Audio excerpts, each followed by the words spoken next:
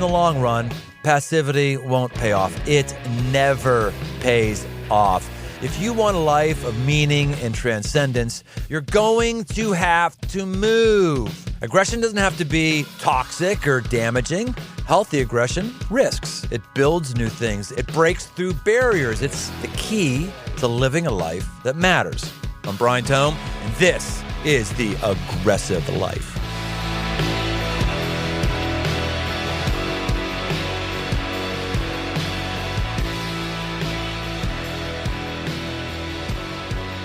Welcome to another episode of The Aggressive Life, where we are trying to get you to a breakthrough. We're really not into aggression for aggression's sake. We're into getting your life to a new place, getting to the next level, getting beyond the muck and the mire of where you are right now. And for many of us, the reason why we are in the muck and the mire is because everyone we know is in the muck and the mire. We're living this kind of life that everybody we know is living. Everybody we know has a high school education, so we have a high school education. Everybody we know has a college education, so we have a college education. Everyone we know works 9 to 5 or 8 to 6, so we work from 9 to 5. Everybody we know we're following a script that our parents wrote for us, or if our parents didn't write for us, maybe we've written ourselves, but we've written it for the crew that we run with, who are our peer group. We are just like whoever you're with. That's what you're like. You're actually average. Sorry to give you bad news. You're average. You are average of the sum total of everybody you spend time with. Look at your friends, look at your family. You are average of that unit. And I just wonder if we wouldn't benefit from pushing ourselves a little bit. What assumptions are there about how life should be lived that I am living?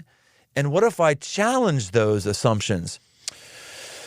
I was a football player as a younger guy.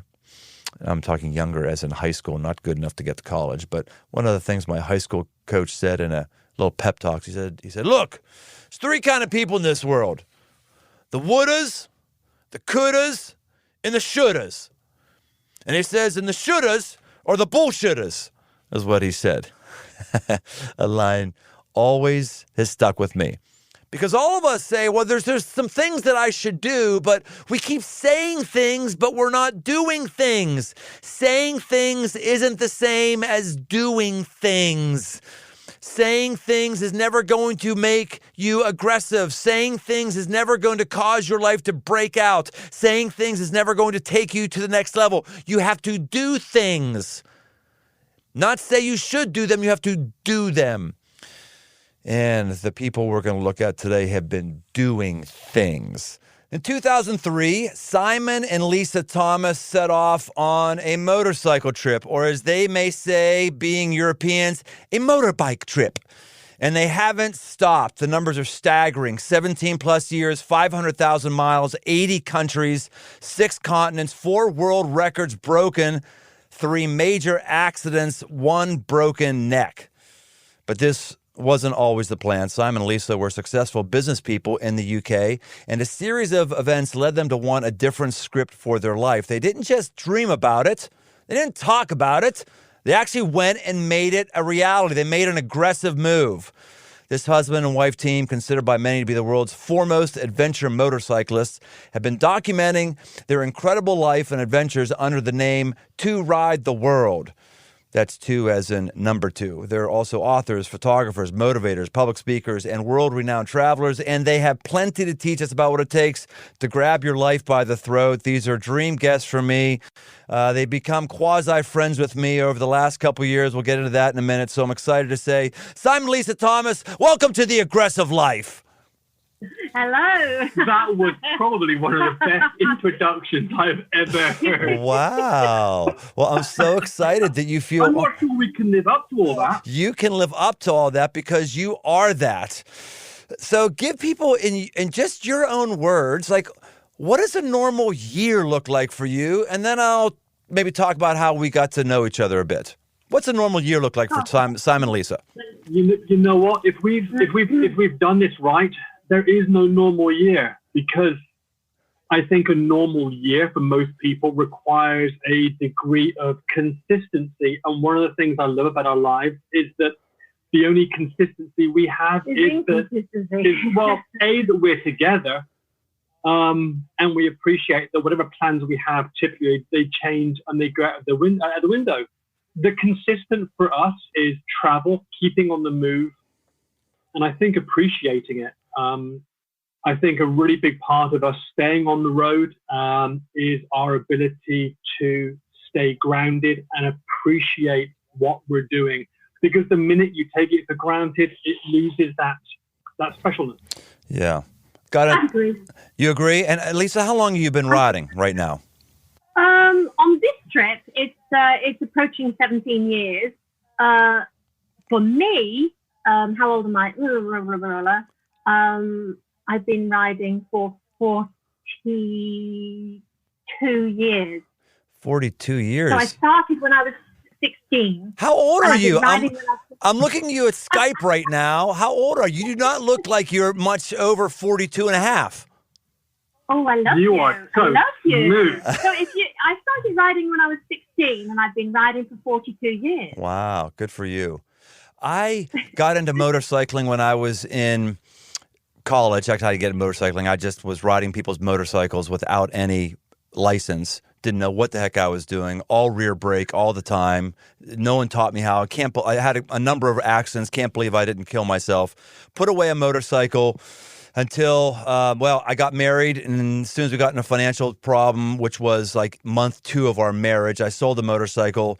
Never was back into biking until like mid-30s, and it was merely because we were with some couples. We were going to go to Vegas and rent motorcycles and cruise around. And so I did that. And what do you know? I liked it. And so I did a Harley for a while, and then that got boring, and I went to adventure motorcycling. I got into a BMW 1150 GSA and then a 1200 GSA.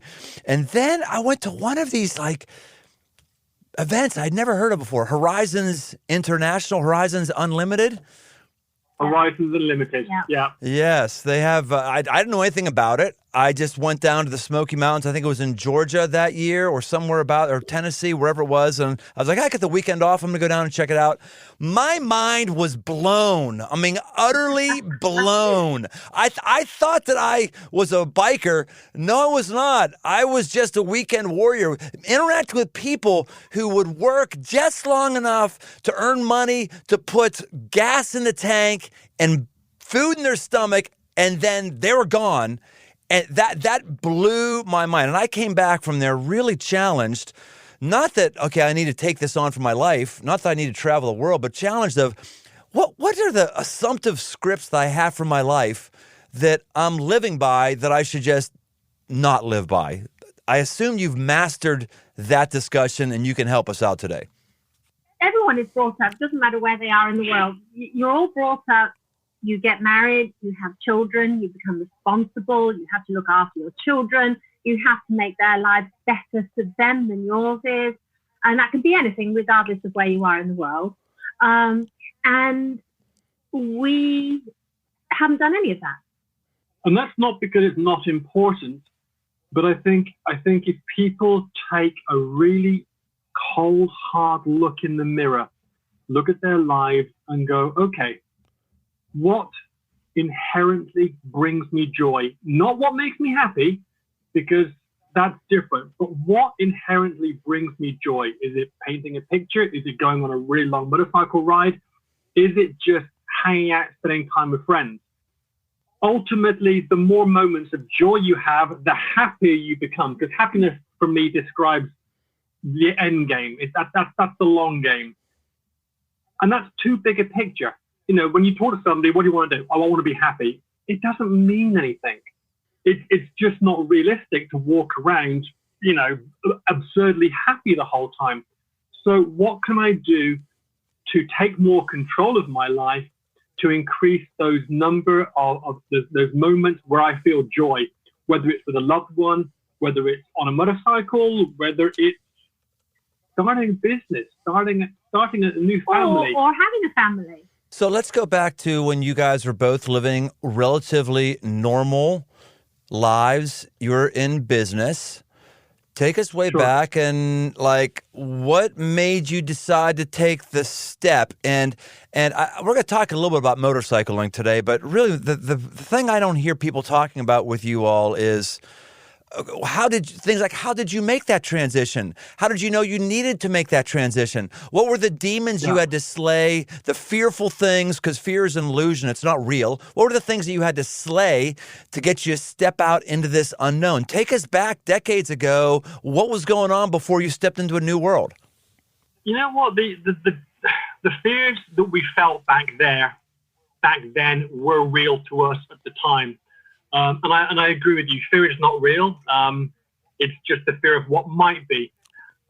17 years fast forward, we realize that once you step out of your comfort zone, the opportunity for truly great things to happen, to be part of your life, are equally as great as the negative things that you think might happen. But Lisa and I basically followed a script.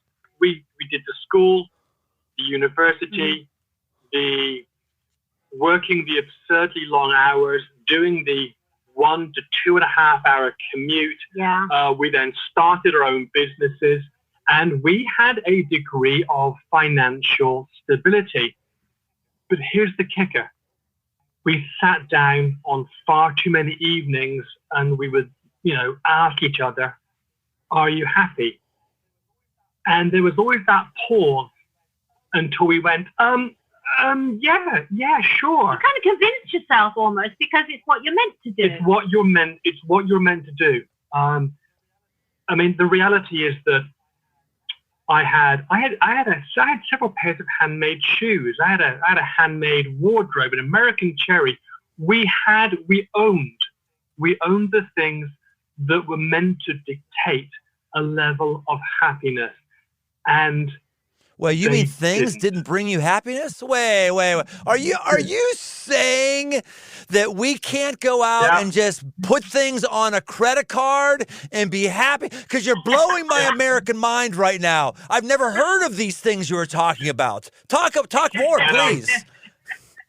Especially at this time. Here's the weird part. I describe us as we are not New Age hippies. And the more I listen to the word coming out of my mouth, now bearing in mind, you have granola. Granola is dripping all over you. As I say, granola is just coming out of your. I want to go and eat so far right now. I have homemade rye bread. Oh my God, friends, we're watching each other while they're in England. They're sipping wine, eating homemade rye bread inside their love shack in the middle of the woods. Yes, these people are true blue, wonderful people. It was such an awakening for us that let's get one thing straight. We like nice stuff. Nice stuff is cool. Let's make no bones about the fact that we're now riding around the world on two of the most expensive adventure bikes on the planet. She's on an F800 BMW. I'm on an R1200. Nice stuff's cool. But you have to have a degree of perspective. And going way back, we would take 2 weeks vacation. We would take a month vacation. I owned a business. Lisa was back at university. And I remember we were sat in France. We were 2 nights away from coming back to the UK. And we were sat around a campfire. And I'd taken the metal panniers off my motorcycle and I'd put them onto a log fire. The metal panniers, they were empty. We took 2 bottles of white wine and we bought an obscene amount of langoustine, like mini lobster, some garlic, some cream. That probably cost us $5 or $6, and we cooked it all up inside the metal panniers on a fire. Who cooked it up? You did. You're awesome. Okay. And we had one of the most simple but memorable meals of our lives. And we sat down. We went, "Are we happy?" And then in that instant, we both went, "Yes." We were in a tent. It was cold. We had no mod cons, but the food, the flavor of life felt real. It was tangible. And I think that got us to thinking. We'd been away. I think that then we'd been away maybe 3 weeks, something like that. And we went, well, perhaps we can do it a little bit longer. I don't want to go home. I don't want to go back to what I'm doing. The responsibilities that are there. And we had all the normal responsibilities that every young married couple had. as though we were going to be planning for a family, as though we were going to be saving up for children, putting them through college and university, etc., like a lot of our friends were doing at the time. But that wasn't going to happen for us. I have a few medical complications, and so that was not a possibility for us. But we were working as though we were striving towards the same goal, and we weren't. And so we were sitting back going, we're going to go back. We're going to go back into our job, back into education, back into, learning exams. And is it making us happy? We want to do what we're doing right now, sitting around a fire, living a very basic life. We want to do that for longer. And by longer, at that point, we said 3 months. And then the idea of 3 months off became 6 months. And then we began to look at the sacrifices and the commitments that actually meant in terms of staff, companies, business, mortgages, etc. And we said, okay, well, you know what? Based on that, let's do a year. But we'd had a few other issues along the way that made us come to that final decision. Simon's mother was diagnosed with cancer, breast cancer. My father had a quadruple heart bypass. And you were recovering from a very serious accident. I had a motorcycle accident 3 weeks after picking up my first BMW, and the result of that accident was 5 major surgeries, almost losing my right foot, and spending almost 2 years bedridden. So that's an awful long time to reevaluate and think. And so we basically chose to take a year off. We planned this ridiculous adventure, having no real clue as to what it was really going to mean for us, other than it was going to be challenging and fantastic in the most, romantic of ways, and all the nonsense that you imagine will go along with that. So you planned it while you were recovering from your accident? Yeah. And the plan was to spend a year on the road, seeing all these countries, ticking all these boxes, and then to return to the UK and to pick up our lives with the idea that we'd be refreshed. That just didn't happen. The bottom line is, I was asked only a couple of days ago, well, why are you still on the road? And the simplest answer is this: living in our tent, seeing the world, having the opinions that we have today based on first-hand experience. Lisa and I like who we are as individuals more today than we did with all the stuff as the people we were before. So what about those of us who don't like motorcycles, or those of us who are not going to do an extreme rewrite of life like you did? Are there transferable principles for the person who is still going to keep their day job, of how they can have some of the breakthroughs that you've had? Because you're basically, this isn't, you're really not about motorcycles, though the three of us love motorcycles. No. You're really about breakthroughs here, right? And so for someone to have a breakthrough, how might you coach or mentor somebody who's never going to get in a motorcycle? That's a perfect question. I'm going to give my answer, and I want to hear what Lisa says. The simple answer is, this has nothing to do with our journey, and this has nothing to do with motorcycles. The biggest kick, the biggest sense of reward is control. We took control decisively of our lives, and then we made the best of all the good stuff that happened and the bad stuff. Because again, 16, 17 years on the road, we've seen our fair share of, bad luck come our way. Accidents, injuries, that's part of life. But yeah, I think at the end of the day, what makes me feel proud in terms of how we've lived our lives is that we made a number of decisions and we took control, and then we owned what happened. So you're in control. You're taking responsibility instead of just drifting along with the current. That's good. How about you, Lisa? I agree. I was going along in life seemingly in control, but I felt like it was being dictated to me. I don't like By it. what? Just because of society and what's expected from you. And I don't like being told what to do. I never have.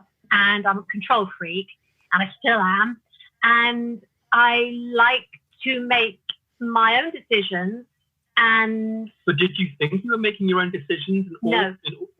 I never felt like I was making my own decisions. I was just following the track, the set down track that you all trundle along.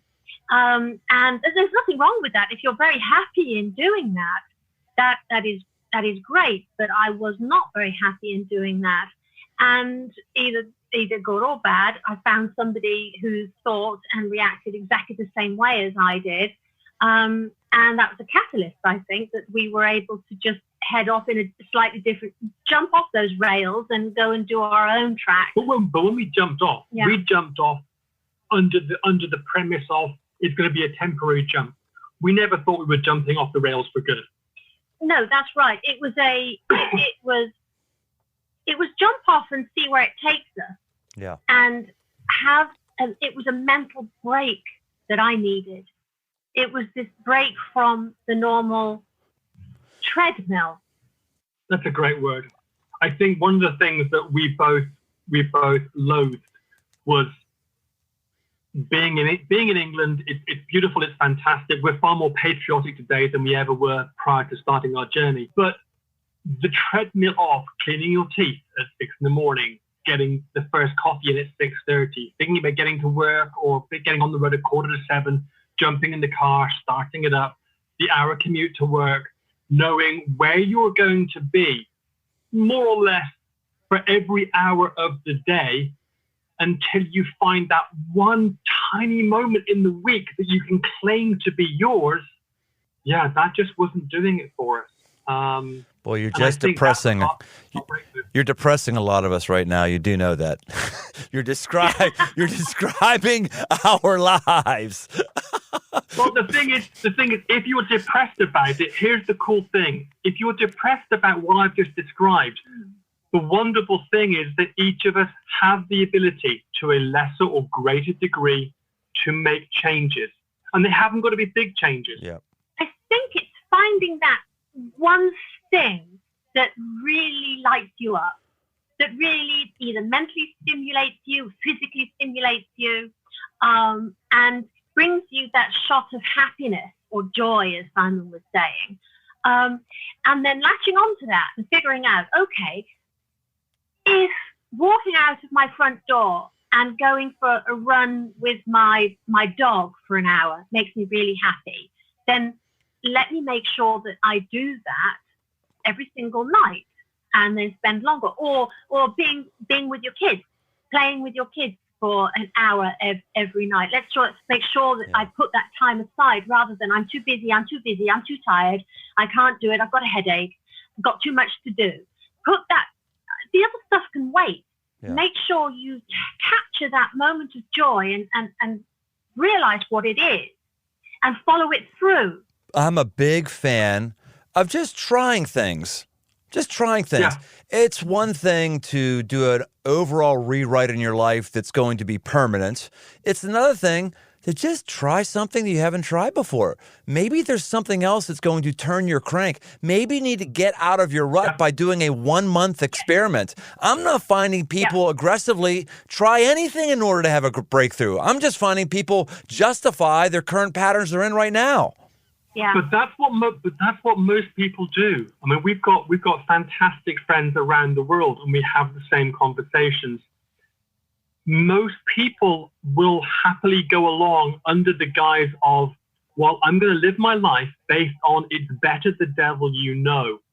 My response is no, it's still the devil. If you are not finding those moments of joy, this is not a do-over.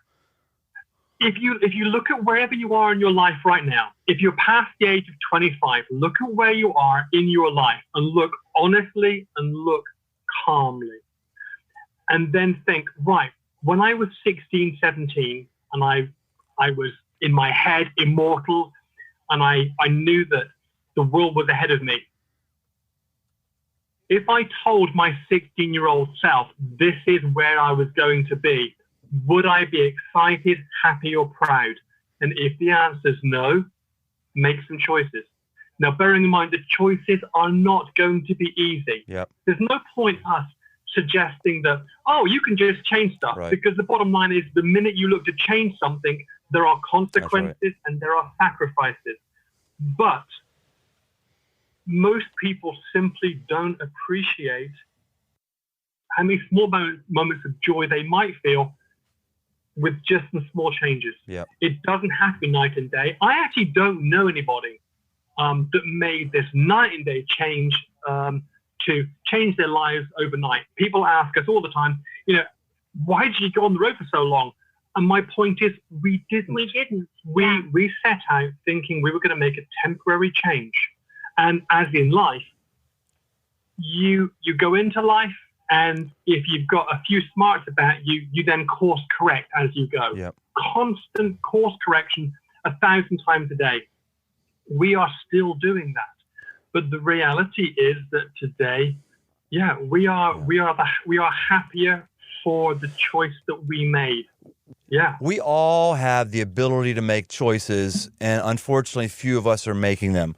Simon and I got to know each other a couple of years ago. He was contacting me when I made one of my choices. Every summer, I take off 6 to 8 weeks. And I've been doing this now that's just one of my blocks of time away from my normal job. And people say, oh, it must be nice, must be nice. My response is, yeah, it is nice. It's very nice. You want to try it. You could do this. I know your place of employment. I tell folks, you can purchase vacation days. You could do that. You don't have to have Netflix or Prime, Amazon if you want. You have plenty of levers. You just don't want to pull any. And Simon connected me because I had invented a part called the stance clamp, and I've never apologized to you for this, Simon. I will right now, because Simon. So he contacted me, and to ride the world. And I didn't know who you were. I didn't know, I didn't know nothing about your reputation. All I knew is I was on my off time, and I was trying to vet you, and we wasted about a month of back and forth. If we had been sooner to the market on that, you and I could have made a lot more jack if we'd gone through your contacts. I just apologize for that. I didn't know you, didn't trust you, but it was because I was in shutdown mode, So that's my apology to you. I was wrong. We should have made a lot more jack than we made, a lot more jack. But it was also because I was on an off season, and we can all have these off seasons. It doesn't matter. The thing is, here's the kicker. And by the way, apology not accepted because it's not necessary. Mm-hmm. You didn't just sit by and go, well, I'm going to wait till somebody else comes up with a solution and then just do it. You went, well, I think I know a solution, and I'm going to get off my ass, and I'm going to then design it and produce it. My connection to you was, I think this is robust. I think it makes sense. And I think we can get it into the hands of people and make their motorcycling safer. And okay, we didn't make a shit ton of money. But you know what? What we don't know is how many people didn't have fatal accidents because of what you created. Amen. And the reality is, even if it's just one person, it was all worthwhile. Yeah. Thank you, brother. It was all worthwhile. I think it was fantastic. No, it was fun. I wish I would have known who I was talking with way back when. I was talking to an actual hero. I was actually talking to the gods of motorcycle adventure. I wish I had known that with both you guys. Oh, especially you, Lisa. Let's talk you for a moment. I'm looking at you, and some people might think, well, someone who spends all their life on the road and brushes out of a creek or whatever, this has got to be a woman that's got warts all over her face, and she's just, I've hidden them very, very well. No, we should. Seriously, it's a little moisturizer. You are a very feminine woman. You are obviously a very, very strong woman. You are defying some categories for how a woman would lead her life or how a woman would script her life. Do you see yourself as an inspiration for other women to follow? Oh. You better say yes. If you don't say yes, I'll speak for you. Yes, of course, darling, I do. I find it difficult to say yes, but I think yes. I was brought up to be very modest and not to. You are very English. Not to boast. Yes, it's a very English thing. As Brits, we get taught, well, at least our generation, to play everything down. Yes. You know, to minimize the tallest poppy seed gets cut anything down first. Yeah, basically. And the problem, or one of the character traits of British is that you don't want to build yourself up too much because somebody will cut you down. We can be very cutting and very sarcastic to each other. And so you can be very non-committal. And I think that's how I was brought up. But I hope.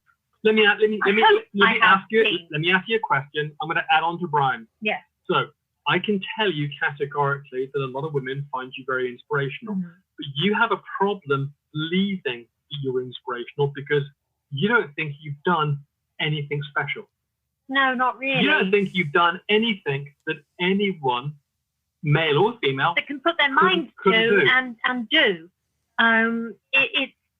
To me, it's just like I've ridden a motorcycle. Well, anybody can ride a motorcycle, and I've ridden it quite a long way. 503,000 miles. And I've ridden through a few deserts because I like deserts. 27 deserts. We're going to get into the lightning round in just a moment. Yeah. We changed it. It's now 36. It's gone up a bit. Yeah.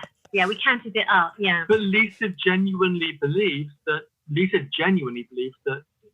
it's doable, and all right, she doesn't think she's done anything special. Let's the two guys gang up on the woman right now. Two guys gang up on the woman. Listen. It's not about it's not about what you could do. It's not about what you can do. It's about what you do. And Lisa, no one who has ovaries has ever done what you're doing and has done. Nobody. Oh, I don't have those anymore. Oh, you don't have those. Okay. All right. Okay. Appropriately punched.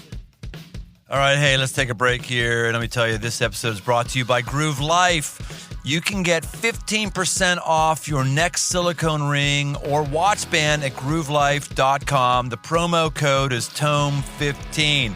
Right now, I'm wearing one of these rings. I've been wearing one of these rings nonstop for a long time. So if you want to try one of these out, they're pretty darn cool and affordable. You can use promo code Tome15 and you can get 15% off. All right, let's go into and end our time with our lightning round. Okay, so here's what lightning round is. I say something, and then you answer as quickly and as shortly as possible. Can you do that? Oh, I can, but I'm not sure about Simon. All right. We'll give it a go. All right, here we go. Scariest moment of your travels? The singular moment when I believed that I was not going to get out of the Amazon and keep Lisa safe. Seeing Simon fall headfirst off the bridge in the Amazon and going, holy... All right, this is really awful because I said this was the lightning round, and I want to hear more about everything they say. Crap! It doesn't work that way. I'm gonna. Oh, should I go back and ask them about the? Go ahead. Okay, I already broke the rules. Amazon. What are you talking about? Like 20-foot pythons or slithering through the trees trying to get to you? What are you talking about here? I designed a route through the Amazon, which is going up the Amazon. It was a route that had never been attempted by large capacity bikes. We thought we were up to it. We planned, we prepped. The water basin was the lowest it had been for 25 years. We knew there were sections that we were going to have to use ropes and pulleys to get our bikes across. On the morning of the second day, we faced a bridge that hadn't been used for 20 years. The jungle had reclaimed it. There was no way over the river. I decided to take both bikes across. There was no way of walking the bike because the wood was just so rotten. We spent 2 hours cutting down wood to reinforce the bridge. Anyway, long story sideways, the bike got up, the bike slipped, the wood gave away.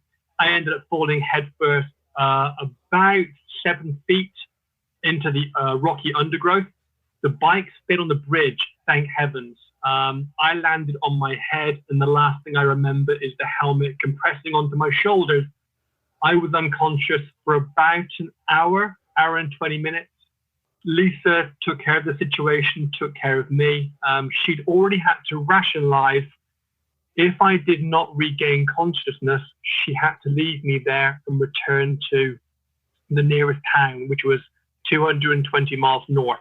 Having seen a jaguar the night before, that meant that she realized that there was no chance of her returning and my body still being there.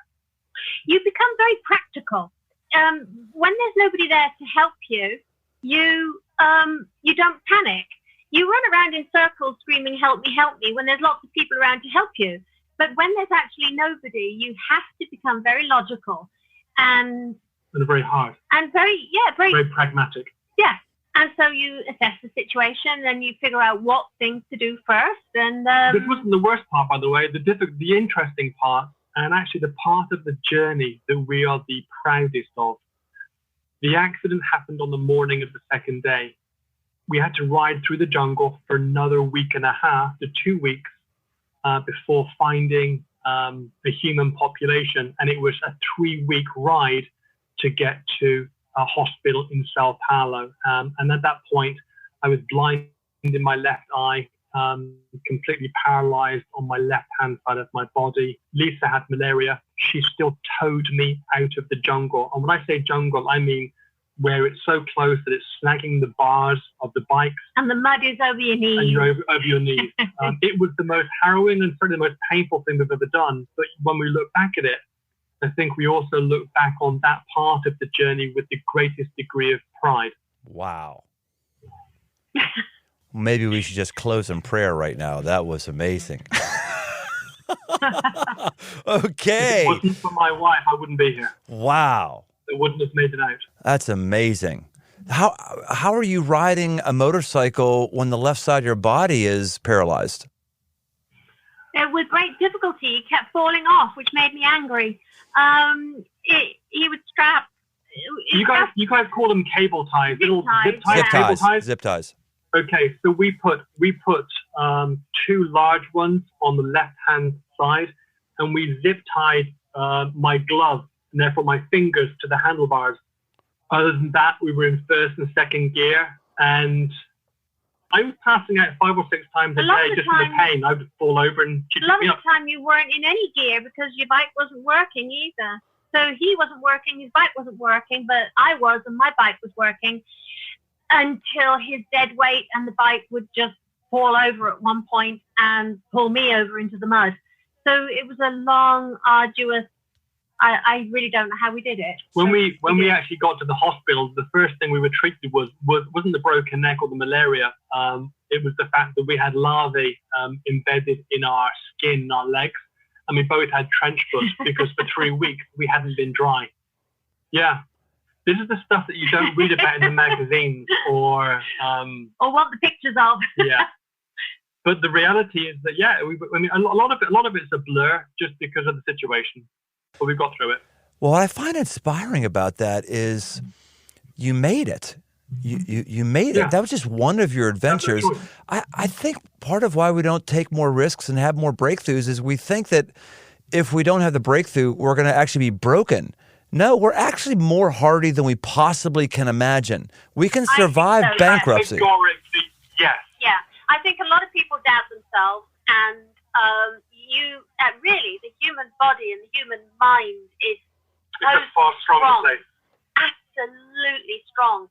And you can go and you can reach right into yourself and pull out all sorts of amazing things and resources to make you carry on. You carry on. Most people genuinely do not understand how capable they are. Life is not meant to be safe. Life is meant to be lived. It's not about racking up, 100 sedentary years. Given the choice between that and 30 or 40 real years that are full of moments of joy, of challenge, of success and failure, man, I'll take the latter every single time. It's not who goes the longest, it's who lives the best. Damn straight. My gosh, buy that man a drink. My goodness, God bless America and God bless England too. This is great. This is great stuff. Oh, that was only round one of the lightning round. All right, we'll see if I get waylaid. Okay, back to lightning round. Here we go. What's so great about it is this is not theoretical, motivational sayings for you all. You freaking went over head first in the Amazon. You had scurvy. You had you had leeches on your on your private parts. You had all kind of stuff. That's real stuff. Okay, here we go. Highest altitude ridden, 17,230 feet. Go. I got a little ill, actually, at that time. It turns out that I can't cope with altitude very well. And so I think Simon can remember an awful lot more of that than I can.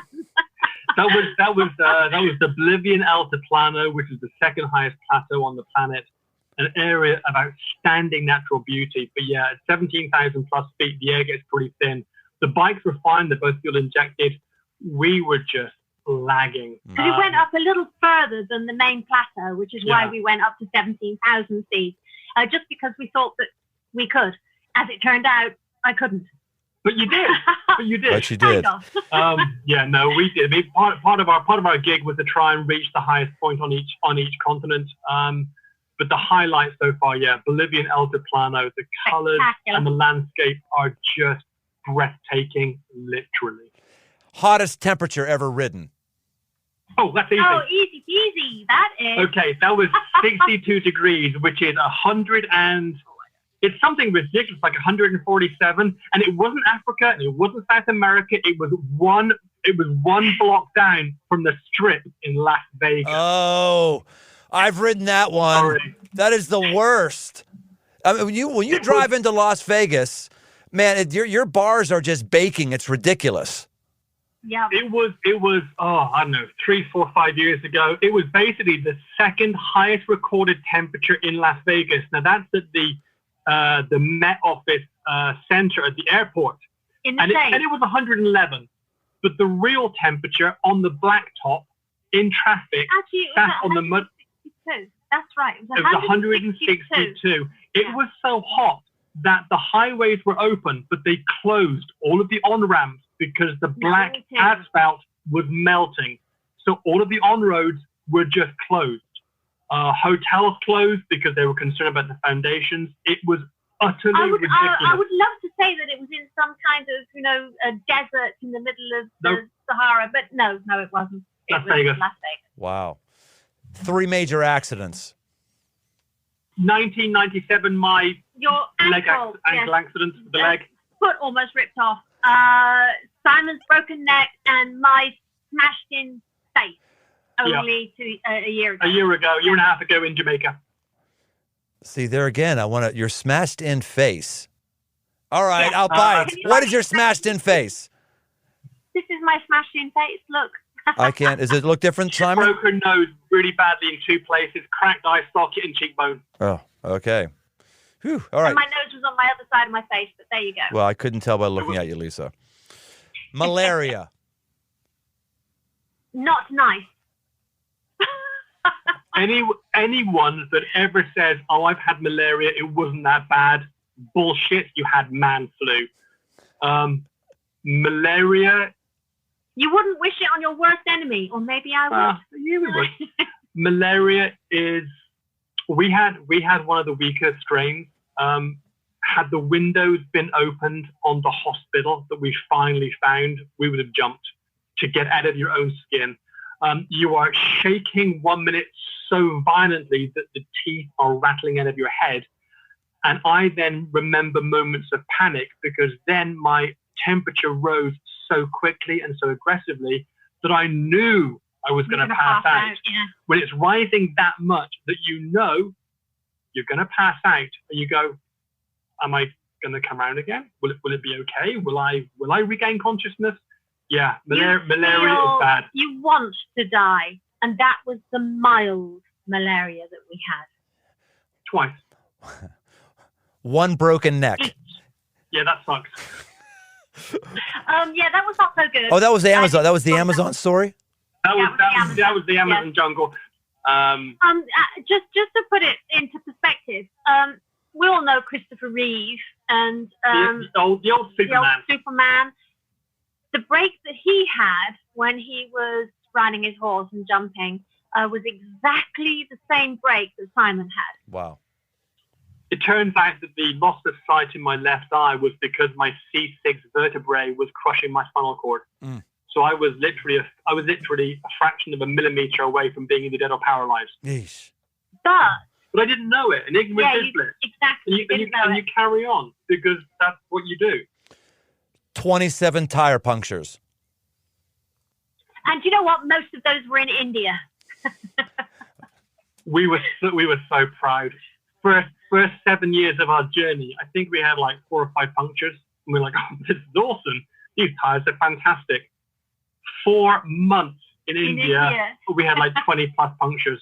Oh wow! It was absolutely ridiculous. We got so good at repairing. And actually, getting good at repairing.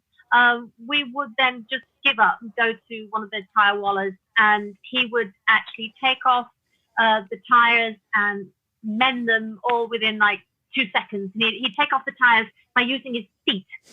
Amazing. This guy had a hammer, 1 tire iron, and 2 of the largest big toes known to man. Yeah. With that, he would strip the tire, repair it. The whole thing was done in 15 minutes, and it was like $2. So I give him 5. 783 tanks of fuel. Really, really expensive. Really expensive. Actually, although not, and some very, very bad quality, which makes the bike cost a lot, but they've still gone on whatever kind of rubbishy fuel we put in them. If you want to bitch about fuel, go to Venezuela. The first fuel tank we filled up. We were in Venezuela. We've crossed from Colombia. We've gone through the border. We're in Venezuela. There was a guy. All he does is pour gas. He's smoking a cigarette. The gas is so cheap that before he lifts the pump from the machine, he pulls the trigger. It's already pouring gas. With the gas flowing, he grabs it and sticks it in your fuel tank. With cigarette in hand. Whilst we're sat on the bike. Wow. And all the time, all we can think about is those little signs on the gas stations in America and the UK that say, "Please turn off your cell phone. It's dangerous. It might ignite." This guy has a lit cigarette in his mouth. We filled up both bikes, which is something in the region of 18 gallons. And I think we paid $4. Wow. Well, Simon, Lisa, this has been utterly fantastic. I mean, I feel like I want to go into every one of your micro stories here. You've just accidentally said things that I find incredibly stimulating, incredibly, actually inspiring.